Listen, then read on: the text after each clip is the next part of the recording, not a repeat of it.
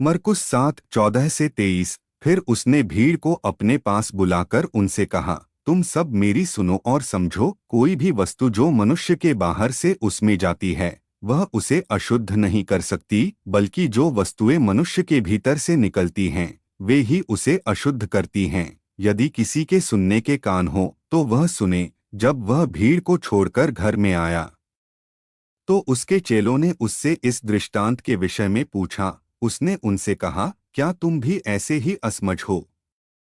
क्या तुम नहीं समझते कि जो कुछ बाहर से मनुष्य के भीतर जाता है वह उसे अशुद्ध नहीं कर सकता, क्योंकि वह उसके हृदय में नहीं परंतु पेट में जाता है और फिर बाहर निकल जाता है। इस प्रकार उसने सब भोजन को शुद्ध ठहराया। फिर उसने कहा, जो कुछ मनुष्य में से निकलता है वही उसे अशुद्ध करता है, क्योंकि भीतर से अर्थात मनुष्य के हृदय से बुरी विचारधाराएं निकलती हैं। व्यभिचार, चोरी, हत्या, व्यभिचार, लोभ, दुष्टता, छल, कामुकता, कुदृष्टि, निंदा, अभिमान और मूर्खता, ये सारी बुरी बातें भीतर से निकलती हैं और मनुष्य को अशुद्ध कर देती हैं।